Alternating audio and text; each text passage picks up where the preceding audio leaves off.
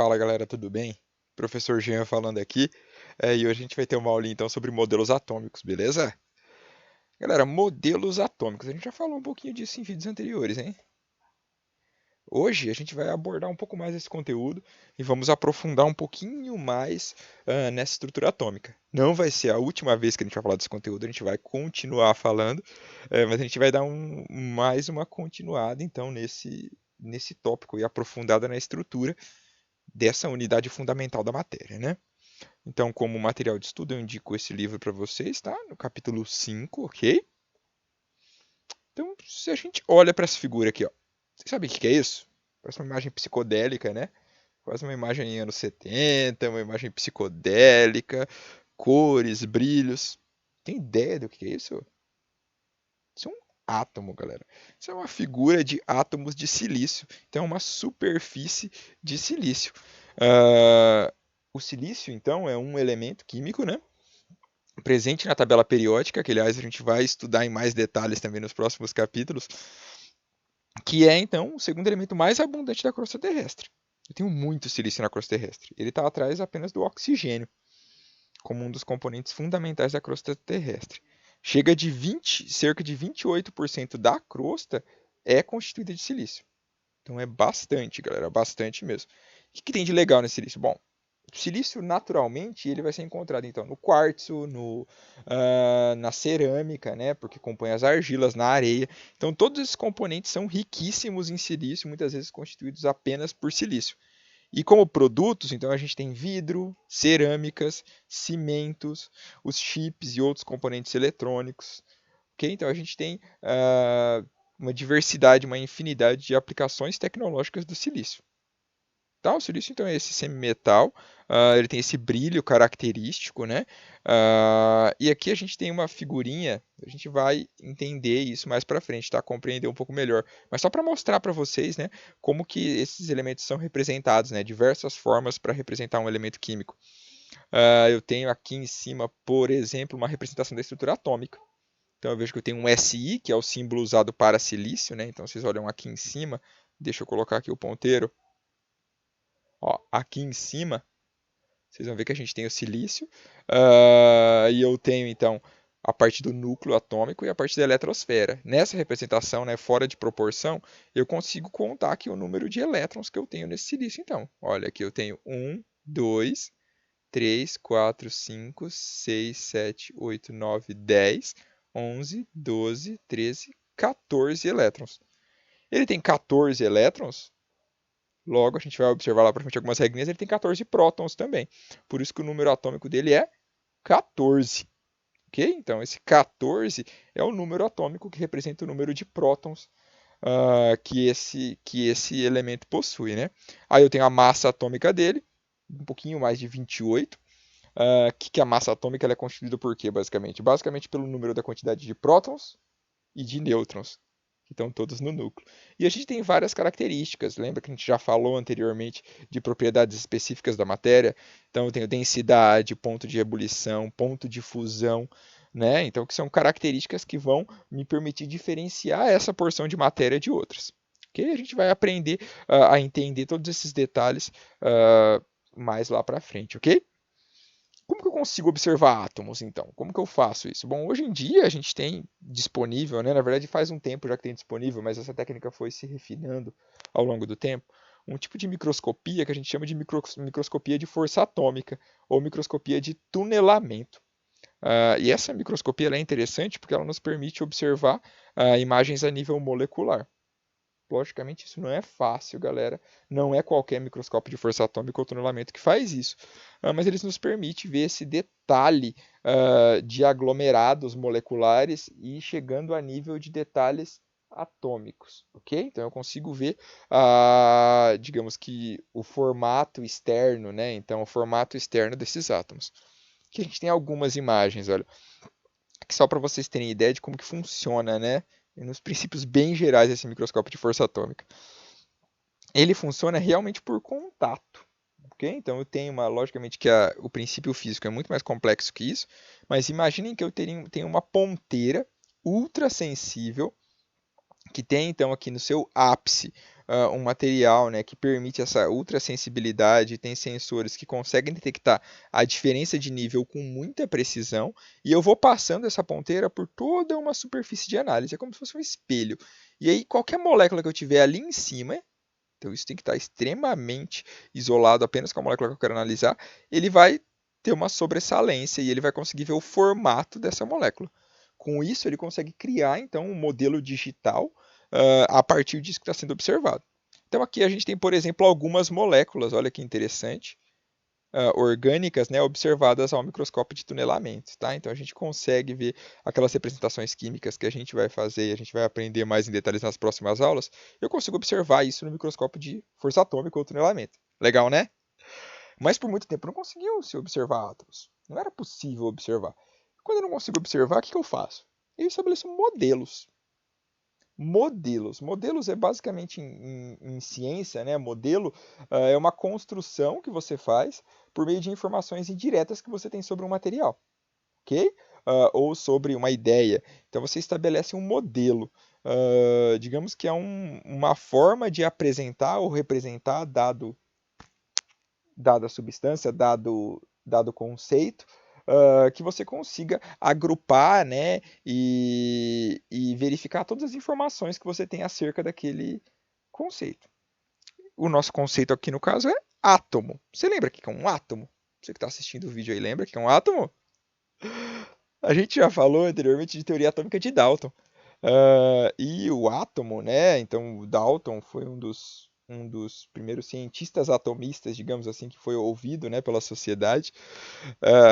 E ele falava basicamente que todo elemento, na verdade, toda matéria é constituída por pequenas partículas maciças chamadas de átomos, que os átomos de um mesmo elemento são idênticos entre si e que átomos de elementos diferentes são distintos entre si. Ele fala como se os átomos fossem bolas de bilhar, né? Até essa é uma referência que a gente faz. E que as reações químicas são apenas rearranjos de átomos. E átomos não podem ser criados, não podem ser destruídos, eu não consigo converter um átomo a outro. Segundo a teoria atômica de Dalton, galera, ok? A gente vai ver que, na verdade, isso não é bem assim, ok? E que os compostos são, então, formados por rearranjo desses átomos, né? Então, combinações desses átomos. Isso, galera, é a teoria atômica de Dalton. Quer dizer que é tudo verdade agora? Não. Mas foi importante historicamente. A gente vai analisar detalhes e chegar no modelo atômico atual. Beleza? Então, o modelo atômico ele foi evoluindo ao longo do tempo. Então, aqui a gente tem apenas 4 representações de modelos que já foram utilizados. Então, a gente tem o modelo esférico e maciço de Dalton.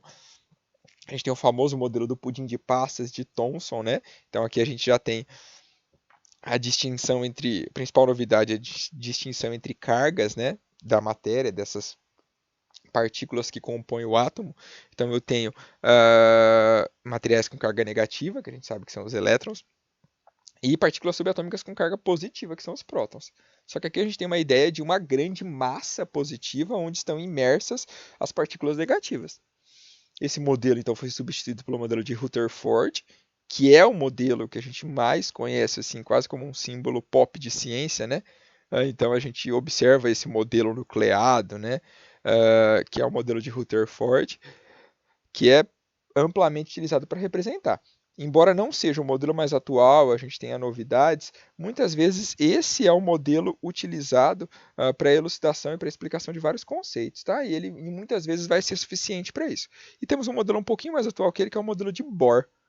O modelo de Bohr a gente fala que parece um planetário, ok? Então a gente tem o núcleo composto por prótons e nêutrons. Aqui a gente também já tinha o núcleo, né, com prótons e nêutrons. E ao redor, na eletrosfera, a gente tem todos os elétrons. Tá? Aqui a gente tem um conceito interessante, que é o conceito de camadas eletrônicas, que a gente vai discutir não nessa aula, mas na próxima. Hoje a gente vai falar aqui, ó, modelo de Thomson e modelo de Rutherford, ok?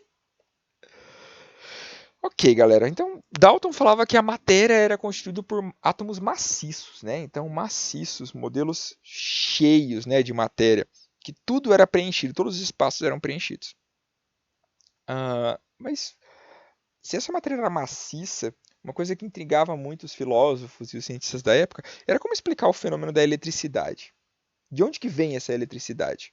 A gente sabe que a gente observa o fenômeno da eletricidade sempre no nosso dia a dia, né? Então a gente observa, por exemplo, ah, quando eu tenho a queda de um raio, uma tempestade, ou mesmo ao pentear o cabelo, né? A gente consegue sentir eletricidade. Às vezes você rela em alguém e você sente uma eletricidade.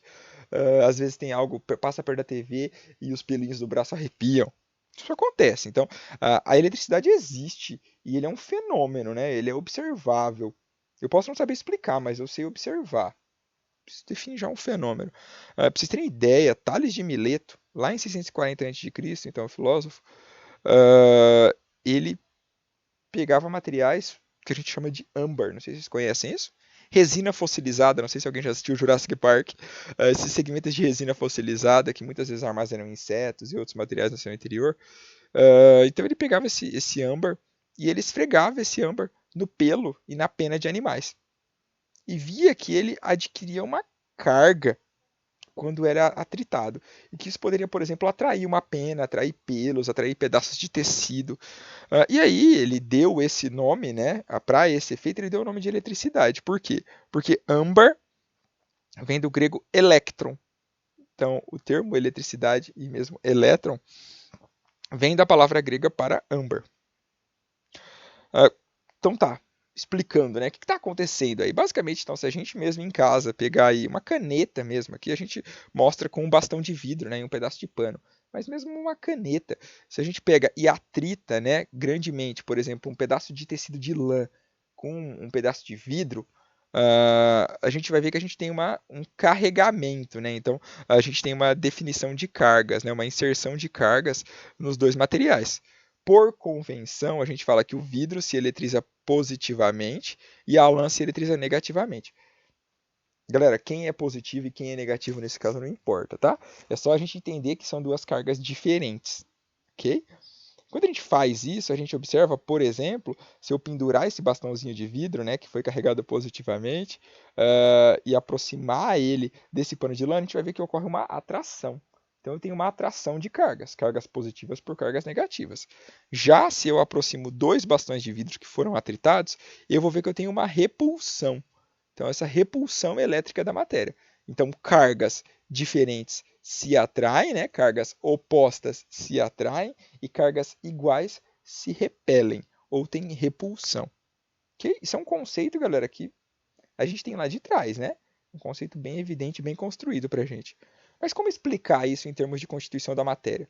Como que eu explico cargas se o meu modelo atômico é um modelo maciço? Bom, um dos experimentos científicos mais importantes nessa descoberta, né, de qual que era a natureza dessas cargas, né, desse efeito elétrico da matéria, foram os experimentos com tubos de raios catódicos. Então, como que era isso? Então, basicamente, vários cientistas interessados em elucidar como se dava a eletricidade, né, e principalmente como ela interagia com a matéria, começaram a estudar o efeito de raios elétricos em tubos quase desprovidos de ar. Então, a gente tinha ampolas de vidro. Imagine uma ampola, né, um frasco de vidro fechado, que tem basicamente um ponto de entrada para se entrar então esse circuito elétrico que vai constituir então o polo negativo e um ponto de saída para entrar esse circuito elétrico onde vai ter esse polo positivo. Além disso, a gente tem uma saída para uma bomba de vácuo. O que é uma bomba de vácuo? Então, uma bomba é um motor que vai promover a retirada de ar desse tubo.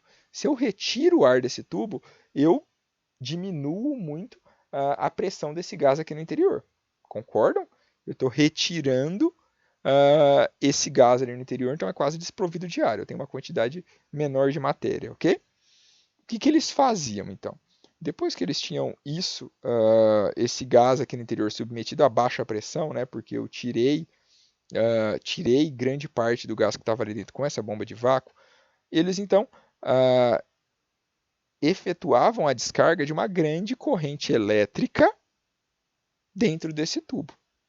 Quando esse gás sob baixa pressão era atingido por essa intensa corrente elétrica, a gente tem a formação de uma radiação. Como assim a formação de uma radiação? Bom, eles utilizavam um material nesse tubo aqui que permitia que essa radiação elétrica fosse detectada como um feixe fluorescente. Então eu consegui observar luz. E eu via que essa luz saía desse polo negativo, que a gente vai dar o nome de cátodo, e ia em direção ao polo positivo, que a gente dá o nome de ânodo. Polo negativo eu chamo de cátodo, polo positivo que eu chamo de ânodo. Como esses raios saem do cátodo, essa radiação, né, que era observada como um feixe de luz, ela ficou conhecida como raio catódico, porque ela sai do cátodo. Então ela ia do polo negativo e ia em direção ao polo positivo. O que é mais interessante, tá? Ok, tinha um tubo de vidro, tinha gás sob baixa pressão no interior, intensas correntes elétricas. Eu via então a formação desses feixes. O que isso me traz, né, de informação? Ah, se eu continuo observando aqui, a gente vai ver que nessa imagem, por exemplo, que eu tenho uma representação um pouco mais real, né, sobre o que está acontecendo, a gente vai ver então a existência de um cátodo, que é a extremidade negativa, e de um ânodo, que é a extremidade positiva, e a gente vai ver então que eu tenho a formação desse raio. Esse raio aqui, então, esse feixe é identificado como um feixe luminoso porque eu tenho aqui uma tela fluorescente, um material que me permite observar a formação dessa corrente, né, desse fluxo de cargas elétricas. O que era interessante? Quando eles pegavam um ímã, a gente sabe que o ímã, né, a gente tem essa interação eletromagnética, e o ímã ele consegue desviar esses feixes de cargas elétricas. O que eles observavam? Que quando eles colocavam o ímã ao lado desse feixe luminoso, a gente tinha o desvio desse feixe. Dependendo do lado do ímã que eu colocava, ele desviava para um lado diferente. Estão vendo aqui que eu tenho um feixe luminoso e aqui esse feixe luminoso foi desviado? Até por isso que eu sei, né, que o feixe luminoso estava vindo do cátodo. Primeiro porque ele é mais forte no cátodo. Segundo porque quando eu coloco um ímã, ele se desvia a partir desse ponto. Ou seja, em direção ao ânodo. Então eu vejo que eu tenho esse desvio. Isso só comprovou para a gente a natureza de cargas elétricas. E utilizando ímãs específicos que eles conheciam as cargas, eles viram que esse feixe então era basicamente um fluxo de cargas elétricas negativas. Era um fluxo de elétrons. Ok? Então essa ideia, né, e essas observações de diversos cientistas foram sendo refinadas, até que a gente chegou à observação de J.J. Thomson em 1897. Ele observou alguns fatos interessantes, utilizando exatamente esse experimento que a gente acabou de explicar para vocês, que independente do material utilizado, sempre se formava um feixe luminoso, do cátodo, que era o ponto carregado negativamente, para o ânodo, que era o ponto carregado positivamente. Eu sempre tinha, independente do material que eu utilizasse para constituir as extremidades ali, que eu ia submeter à energia elétrica e o gás que estava sob baixa pressão também. Esses raios eram formados por partículas muito menores do que qualquer átomo conhecido. Inclusive, eles usaram esse experimento para detectar a massa dessas partículas e viram que elas tinham uma massa muito reduzida, muito menor do que a massa calculada para o átomo. Essas partículas dos raios catódicos, que tinham uma massa muito reduzida, eram carregadas negativamente. Essas partículas eram os elétrons. Okay? Então, Thomson descobriu o elétron. Uma vez que eu tenha cargas negativas constituindo a matéria, até pensando numa ideia filosófica que eles tinham anteriormente, e aí sim nos princípios da física também, a gente precisa sempre ter uma carga complementar, né?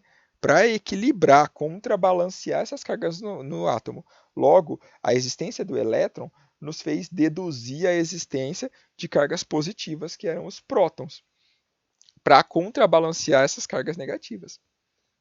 E assim a gente chega no modelo atômico de J.J. Thomson, que é conhecido como modelo do pudim de passas ou pudim de ameixas. O que a gente tem basicamente? A gente tem um maciço carregado positivamente, presente nesse átomo, então uma massa carregada positivamente, aqui representada em rosa, e a gente tem os elétrons negativos, como bolinhas azuis aqui, espalhados nessa massa carregada positivamente.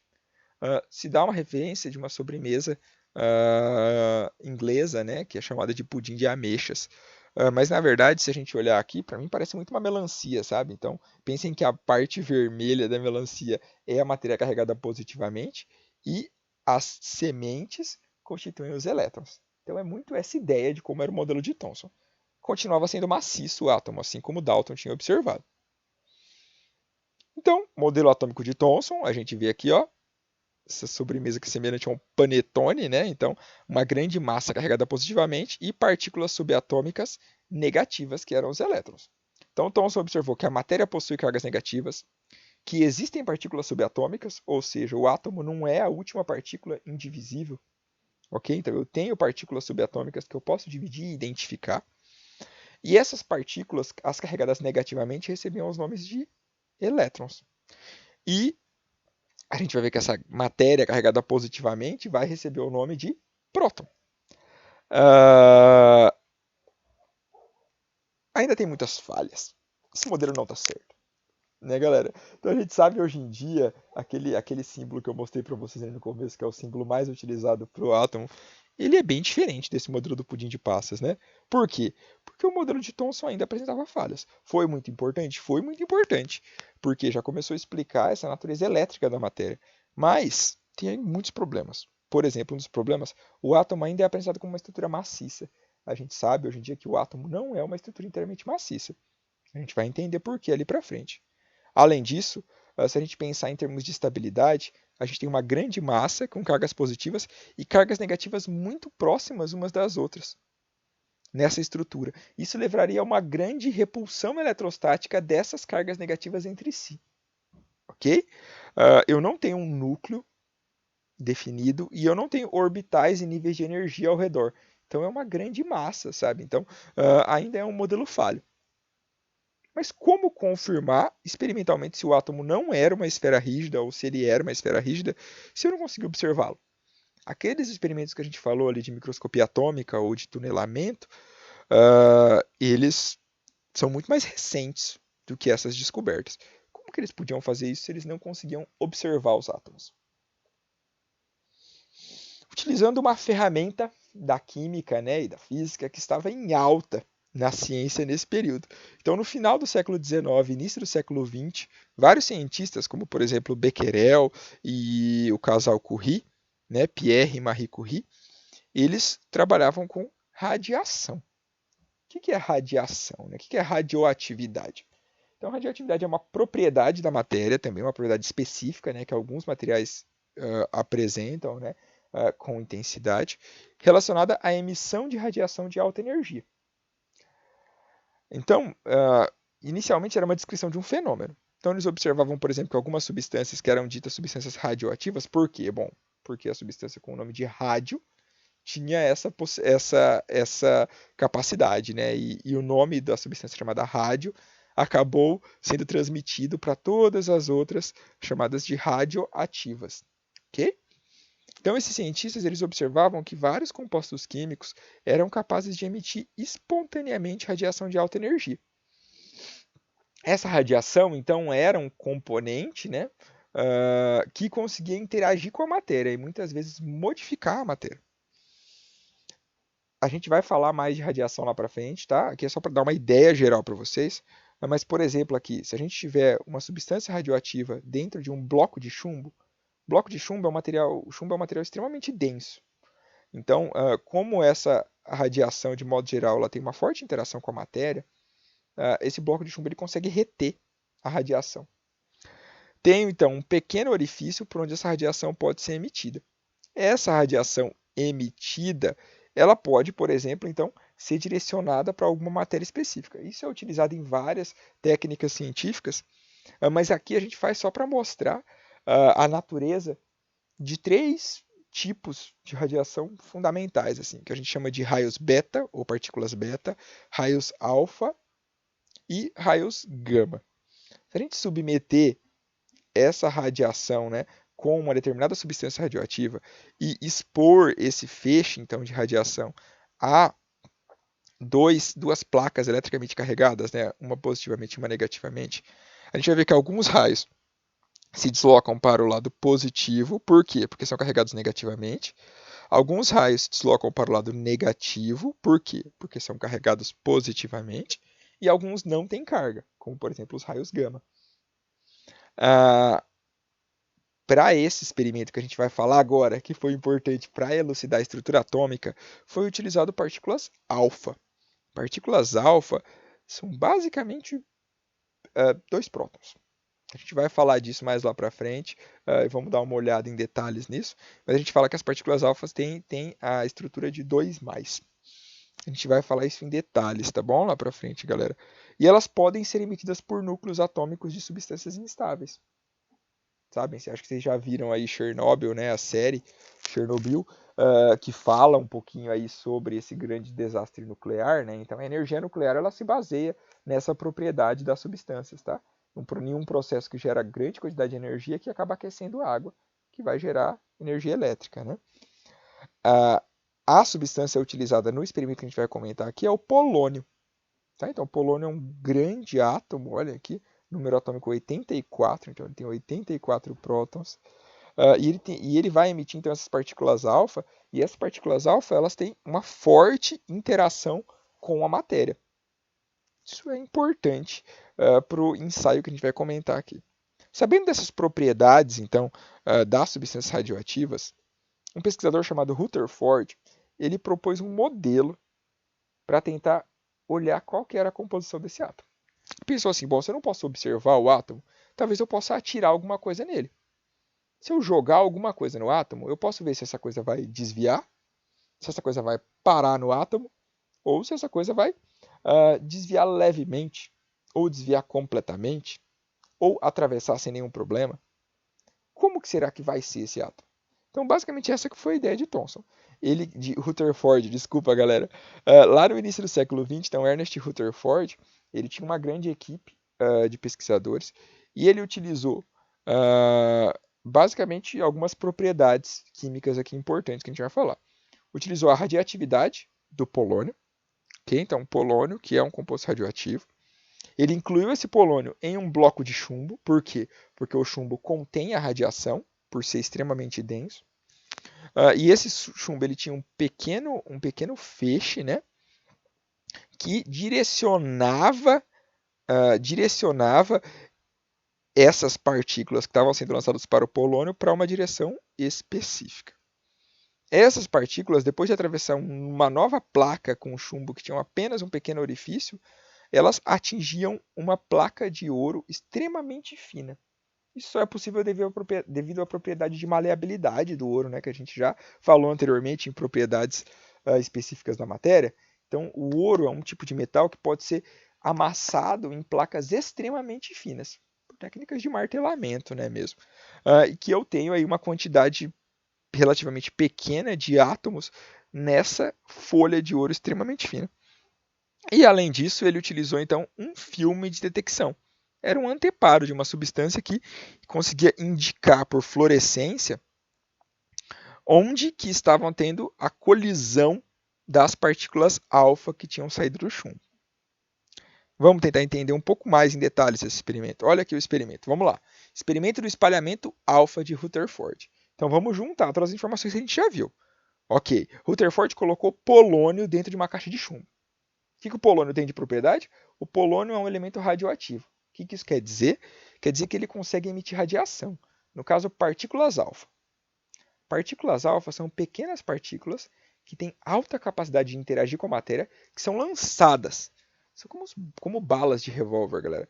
Se vocês viram a Chernobyl, né, a série, né, tem na internet disponível, vocês vão ver que a gente tem eles explicam exatamente isso, que olha que naquele processo ali que estava aberto, né, os reatores nucleares, a gente tem então várias balas sendo lançadas a todo momento, porque é como se essas partículas radioativas elas tivessem então capacidade de penetrar a matéria e interagir com a matéria, destruindo componentes que estão à sua frente. Por isso que é extremamente danoso para a saúde, né? Vocês vão ver ao longo do curso aí, mas isso pode interagir com DNA, interagir com proteínas, interagir com a nossa medula óssea, vai gerar grandes problemas para a saúde, além de todo o problema ambiental, né? Então a gente tem um bloco de chumbo, no interior desse bloco de chumbo eu tenho polônio. polônio é radioativo, emite partículas alfa. Partículas alfa saem do bloco de chumbo por um único orifício que eu tenho ali, muito pequenininho. Eu tenho ainda um outro anteparo, geralmente de chumbo, que vai concentrar ainda mais esse feixe. E esse feixe de partículas alfas vai vir como um laser, galera. Ó. Um feixe lá distante. Esse feixe de partículas alfa vai atingir uma finíssima folha de ouro. Então pensem em um ouro que foi amassado até formar uma fina camada, uma lâmina de ouro. Quando esse feixe atinge essa lâmina de ouro, a ideia de Rutherford era observar o quanto que ia ocorrer de espalhamento desse feixe de partículas alfa. Como detectar isso? Bom, ele tinha uma tela circular de um material fluorescente ao redor dessa lâmina de ouro, de forma que quando o feixe de partículas alfa atingisse essa tela, ele ia observar isso na forma de um brilho, sabendo que ali ele tinha partículas alfa atingindo o material. Como que isso era feito, então? O que ele observou, né? Então, quando ele fez esse experimento, ele observou que o feixe de partículas alfa, que a maioria das partículas conseguiam atravessar de maneira linear a folha de ouro, ou seja, não sofriam espalhamento. Observou ainda que várias das partículas, né, não a maioria, mas algumas das partículas, tinham um desvio curto, restrito. Ok? E desviavam, então, ó, batiam aqui no ouro e desviavam. E ainda algumas partículas retornavam, desviavam tanto, tinham desvios tão longos que podiam quase que retornar para o caminho de onde tinham vindo. O que isso fez Rutherford pensar, então, em termos de modelo atômico? Bom, se as partículas alfa, que são carregadas positivamente, elas estão atravessando esse material, significa que os átomos não são maciços e carregados positivamente. Por quê? Cargas positivas com cargas positivas iriam se repelir. Elas não conseguiriam atravessar de modo reto. Então ele já eliminou a ideia de que os átomos eram maciços. Ele viu ainda que a grande maioria das partículas passavam reto. Então, provavelmente, a parte que estava concentrada, essa matéria com carga positiva no átomo, era restrita, era pequena. Então ele começou a pensar que, olha a figurinha aqui, o detalhe, isso aqui seria um detalhe da folha de ouro, olha. Em vermelho eu tenho o feixe de partículas alfa e aí em amarelo eu tenho os átomos. Ele começou a pensar então que as partículas alfa, quando elas chegavam e atingiam um átomo, provavelmente elas enfrentavam ali como estrutura sólida, né? Apenas um pequeno núcleo do átomo, então uma porção muito pequena. E que a maioria das partículas passavam sem entrar em contato com esse núcleo. Algumas delas entravam em contato pela beiradinha desse núcleo e sofriam pequenos desvios, como essa daqui, ó, pequenos desvios, que seriam esses feixes que sofrem desvios pequenos.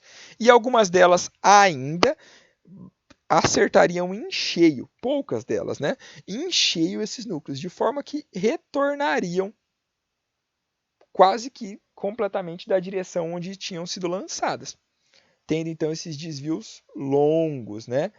Aí de mais de 90 graus. Ok? A gente observa, então, a partir do experimento de espalhamento alfa, que os átomos não são maciços e que eles possuem uma pequena porção no seu interior carregada positivamente maciça, que a gente chama de núcleo. Concluindo de novo o que a gente já falou. Então, pouquíssimas partículas não atravessaram a lâmina, bateram e voltaram. Algumas partículas atravessaram a lâmina, mas sofreram direção de desvios. Então, a grande maioria das partículas atravessou a lâmina. Algumas atravessaram, mas sofreram modificação de desvio. A maioria atravessou e algumas, muito poucas, bateram e voltaram, como essas. Ok? As que bateram e voltaram foram aquelas que atingiram em cheio os núcleos atômicos. As que atravessaram foram aquelas que passaram pelo espaço sem núcleo, ou seja, os vazios existentes nos átomos. E as que sofreram pequenos desvios são aquelas que bateram no cantinho ali do núcleo atômico, ok? De novo, tá? A mesma ideia, a mesma figura. Então, em cinza eu tenho o que seriam os átomos de ouro na lâmina. Tenho o núcleo atômico, que vai ter essa matéria carregada positivamente, que faz repulsão das partículas alfa, que a gente sabe hoje em dia que são os prótons, né? E em cinza a gente tem o que a gente chama de eletrosfera, que é a parte onde estão os elétrons. A gente lembra que os elétrons têm pouquíssima massa, então eles não causam a repulsão dessas partículas alfa, além de terem cargas negativas.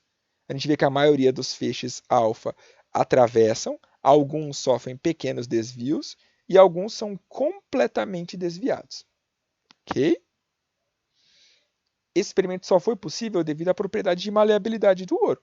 Então, com martelamento, o ouro formava lâminas muito finas. Para a gente ter ideia do tamanho desse átomo, né? Então, a maioria das representações que a gente faz acaba sendo fora de proporção. Né? Por quê? Porque para fazer um critério de explicação, mais ou menos, pensem aqui no tamanho de uma moeda, né? Então, uma moeda aí, ó, mais ou menos 1,5 cm de diâmetro. Se a gente pensar que o átomo tivesse o mesmo diâmetro dessa moeda, né, o núcleo atômico, desculpem, tivesse o mesmo diâmetro dessa moeda, os elétrons, né, então mais afastados na eletrosfera do átomo, podiam estar desde cerca de 200 metros até 2 quilômetros de distância. Consegue ter ideia disso? O diâmetro da moeda é mais ou menos 2 centímetros. Isso representaria o núcleo do átomo. Os elétrons, que também compõem o átomo, mas são a parte mais externa da eletrosfera, estariam entre 200 metros e 2 quilômetros de distância. Por que isso? Porque o raio do átomo total é cerca de 10 a 100 mil vezes maior que o tamanho do núcleo. Ok? Então, 10 a 100 mil vezes maior. Ou seja, o núcleo é realmente muito pequeno. Ok? Muito pequeno. Quais foram as conclusões do experimento de Rutherford, então? O átomo não é maciço. Apresenta mais espaços vazios do que preenchidos. A maior parte da massa do átomo se encontra em uma pequena região central, que a gente vai chamar de núcleo. E é no núcleo onde estão os prótons, né, que são dotados de carga positiva. Ao redor do núcleo tem uma grande região chamada de eletrosfera. Na eletrosfera estão os elétrons, que têm carga negativa e são muito mais leves do que os prótons. Eles têm em torno de 1.800 vezes menor massa do que os prótons. Então eles são muito menores que os prótons. Se a gente fizer a contagem das partículas, né, que atravessavam e que desviavam, a gente chega mais ou menos a uma proporção, a gente não, né? Rutherford chegou mais ou menos à proporção de que o raio, no caso do átomo de ouro, o raio do átomo de ouro é cerca de 10 a 100 mil vezes maior que o raio do seu núcleo. Então, o raio do átomo é muito maior do que o tamanho do próprio núcleo, ok? E a gente chega então no modelo atômico de Rutherford. Falando então que a maior parte do átomo era um vazio, contrariando totalmente o modelo de Dalton e o próprio modelo de Thomson, que falavam que os átomos eram maciços. Eu tenho então uma eletrosfera, que é o local onde se localizam os elétrons, que seria esse dito vazio, né? Então, o espaço onde eu não tenho grande quantidade de massa. E eu tenho um reduzido núcleo central, que é onde se concentra a massa do átomo. E que esse núcleo central tinha cargas positivas, chamadas de prótons. A gente vai ver que o núcleo não tem só prótons. Por quê? Porque teve um pesquisador chamado Chadwick que, com experimentos adicionais lá em 1932, provou que no núcleo eu não tinha só cargas positivas, mas também partículas com carga neutra. Isso é importante porque se a gente falou anteriormente que cargas positivas se repelem, cargas positivas não, desculpa galera, cargas iguais se repelem, lembra que a gente falou isso? Cargas diferentes se atraem, cargas iguais se repelem. Como que eu ia imaginar que eu tinha um núcleo concentrado de cargas positivas? Elas iriam se repelir. Então eu preciso ter cargas neutras que vão ajudar a estabilizar esse núcleo. Então o núcleo fica muito mais estável, porque eu tenho muitas cargas neutras que ajudam a estabilizar esse núcleo. Essas cargas neutras foram atribuídas a partículas denominadas nêutrons. Okay? Então eu tenho nêutrons que têm cargas neutras e os prótons que têm cargas positivas. Podemos então chegar no modelo atômico, que é o que a gente vai mais usar em termos de química. Tá? A gente vai ver ainda o modelo de Bohr, vamos falar um pouquinho do modelo quântico para frente, mas em muitos casos o modelo atômico de Rutherford resolve para a gente. Ok? Então a gente tem, só lembrando para vocês de novo, galera, esse modelo está fora de proporção, ok? Lembrem que se o núcleo do átomo, igual a gente falou aqui, ó, se o núcleo do átomo fosse essa moedinha, os elétrons estariam espalhados a distâncias de 200 metros a 200 quilômetros dessa moedinha. Ok? Então está bem longe. Tá bom? Então esse desenho está fora de proporção, porque não seria fácil fazer um desenho em proporção, né? A eletrosfera seria, na real, muito maior. Então eu tenho um núcleo. O que eu tenho no núcleo? Bom, no núcleo eu tenho prótons, que são partículas com carga elétrica positiva, e nêutrons, que são partículas com carga elétrica neutra. Quanto à massa, prótons e nêutrons têm uma massa muito semelhante. E são eles que são os responsáveis pela massa do átomo, basicamente. Por quê? Porque o elétron tem uma massa 1836 vezes menor do que a do próton. Então o elétron, basicamente, a massa dele é muito, muito reduzida. Só que a carga do elétron, cada elétron tem uma carga exatamente contrária a uma carga do próton. Então a gente fala basicamente, por convenção, que um elétron tem uma carga de -1 e que um próton tem uma carga de +1. A gente poderia calcular isso em Coulomb, mas não é o nosso foco, né? Então, um elétron tem uma carga -1 e um próton tem uma carga de +1. Beleza? Nêutron tem carga 0. Aqui a gente tem, então, essa figura, né? Essa comparação. Então, a massa de um átomo, como eu já falei para vocês, é decorrente da soma da massa de seus prótons e de seus nêutrons. Ok? A gente fala, então, que a massa relativa de um nêutron é 1. A gente vai falar sobre unidade de massa atômica, tá? Então, a massa relativa de um nêutron é 1. A massa relativa de um próton é 1. E a massa relativa de um elétron é 1836 vezes menor. Ou seja, 1 dividido por 1836. Quanto à carga, o nêutron tem carga 0, o próton tem carga +1 e o elétron tem carga -1. Beleza, galera? Reforçando, então, prótons são partículas carregadas positivamente que compõem o núcleo atômico. Elétrons, partículas carregadas negativamente que são presentes na eletrosfera, ou seja, nessa maior parte do átomo que está aí ocupando, né, o espaço ao redor do núcleo. Tá? E os nêutrons são partículas neutras que compõem o núcleo atômico. Vocês vão falar, mas não tem outras partículas? E os quarks? E o bóson de Higgs? E os leptons? A gente tem, galera, uma infinidade de outras partículas que a gente fala que são partículas elementares, que são subatômicas, né, estudadas principalmente pela física quântica. Para a gente, nesse momento, não vai fazer diferença, ok? Mas pensem que essas partículas elementares, elas se combinam em seus diferentes subtipos para constituir os prótons, os nêutrons e os elétrons, ok? Mas a gente não vai estudar essas partículas, beleza? Certinho, galera? A aula de hoje era isso. Qualquer dúvida, postem aí embaixo, conversem com a gente, tá bom? Próxima aula a gente continua falando um pouquinho mais sobre o modelo atômico. Abraço grande, galera. Valeu!